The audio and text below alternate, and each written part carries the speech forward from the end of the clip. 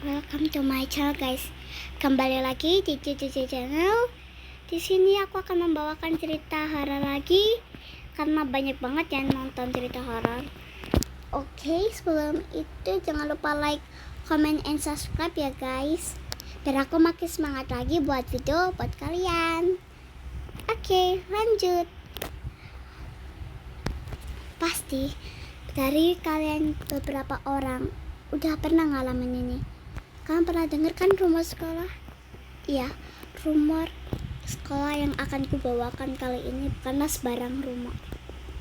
Ini adalah cerita di balik meja dan kursi yang terbengkalai atau seram. Dan itu bukan penduduk hantu yang menempatinya. Ceritanya dimulai dalam 5 tahun yang lalu.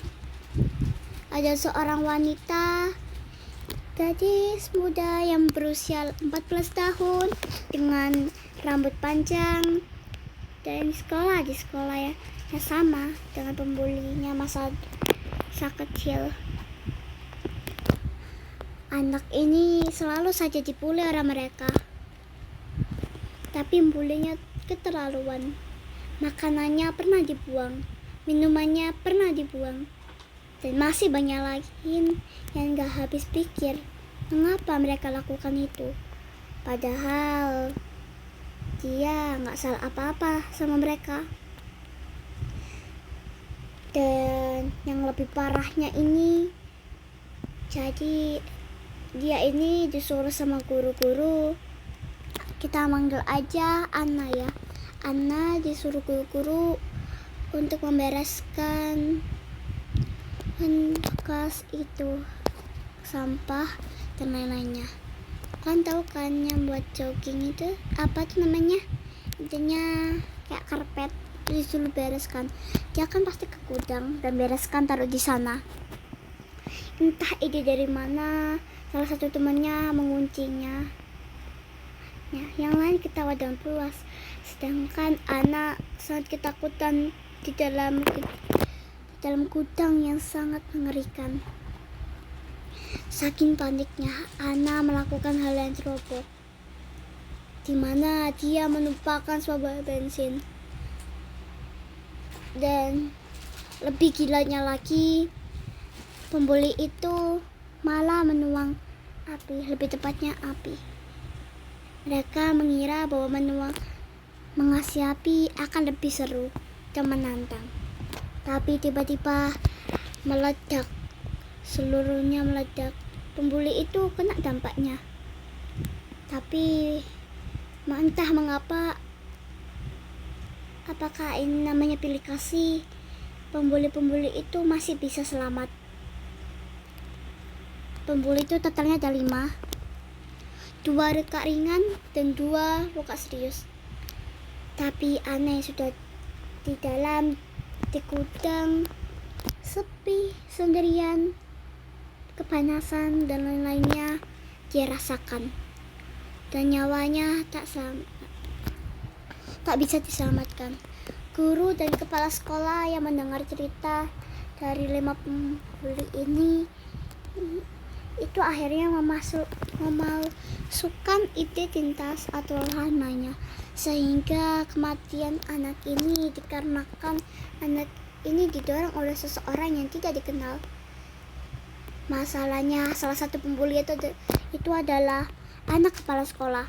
Maka dari itu seorang kepala sekolah melindungi anaknya. Tapi ini sudah keterlaluan batinku. Setelah jam 12, kita langsung aja kembali ke waktu sekarang.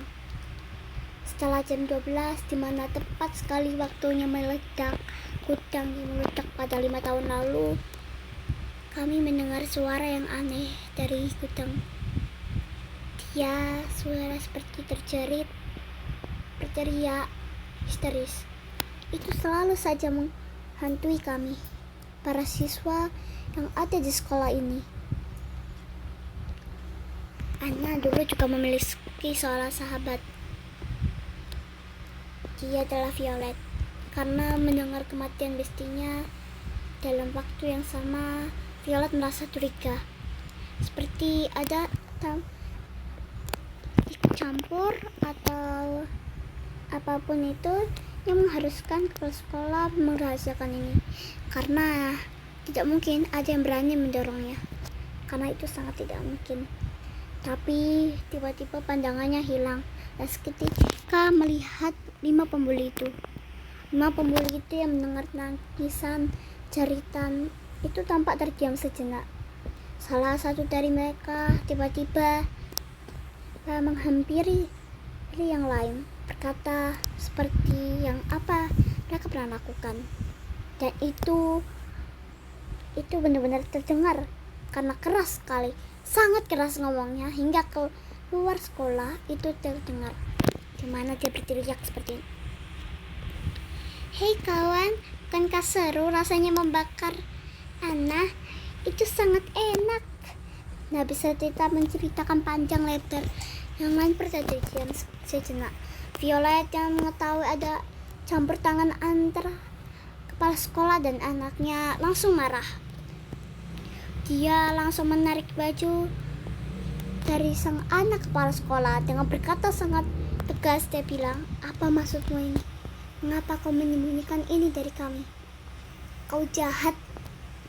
Kau pantas dihukum. Lalu Violet pun malah didorong. Dorongnya sangat banter hingga menabrak sebuah dinding. Karena hari itu kebocoran terjadi. Murid-murid yang melihat hal ini secara langsung langsung memanggil polisi dan ambulans. Untungnya Violet bisa selamat.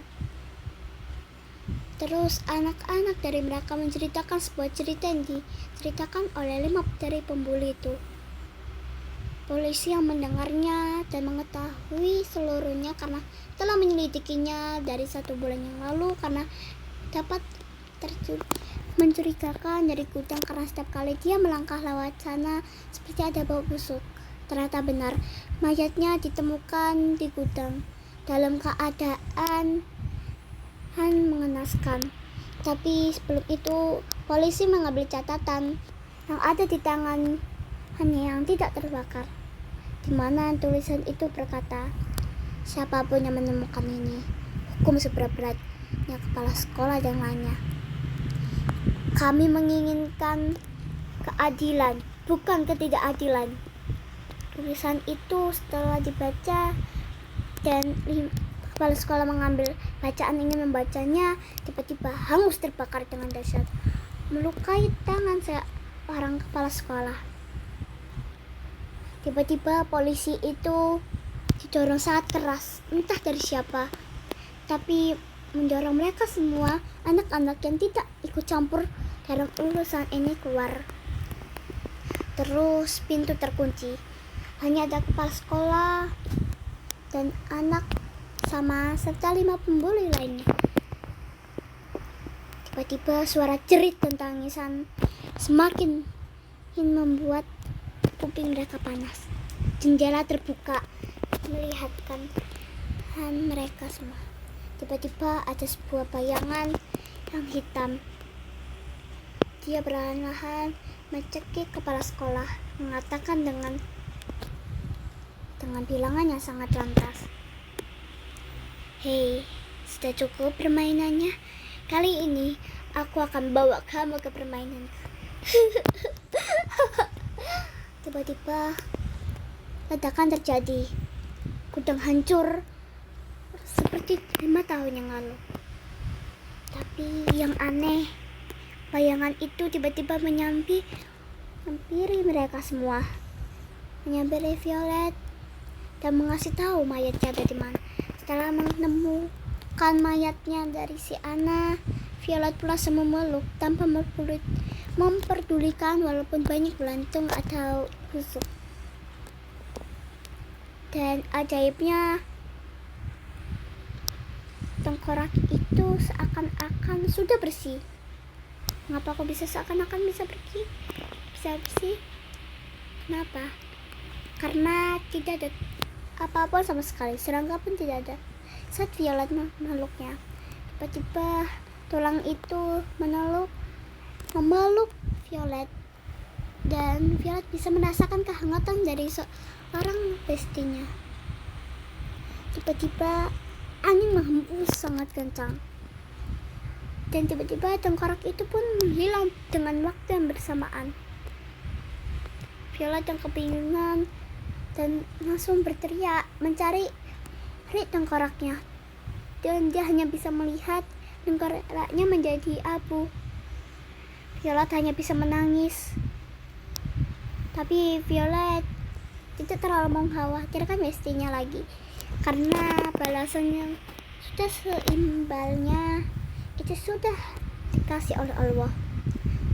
Pesan moralnya di sini adalah jangan pernah membuli seseorang.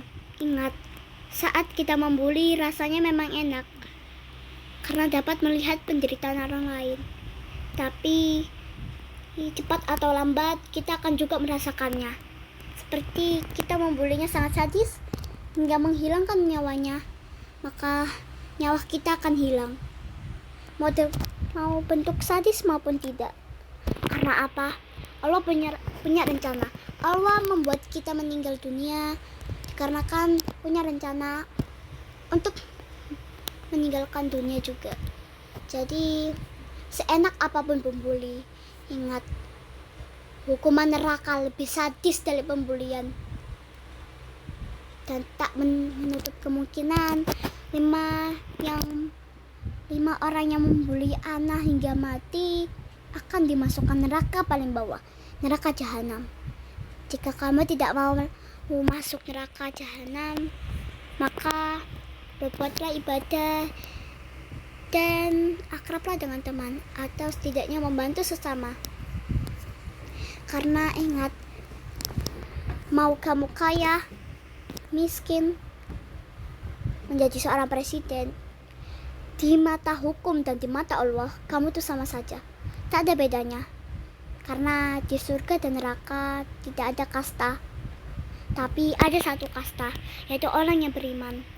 Mereka dijauhkan dengan pembulian dan lain-lainnya. Itulah ciri-ciri orang yang pantas masuk surga, tidak seperti 5 pembuli tadi. Insya Allah dengan begini kita bisa mendapatkan pesan moralnya ya teman-teman. Jangan pernah membuli orang-orang, karena ingat, cepat atau lambat kita pasti dapat imbalnya. Terima kasih untuk video kali ini. Semoga kita bisa bertemu di lain video ya guys. Bye bye. Bye bye bye.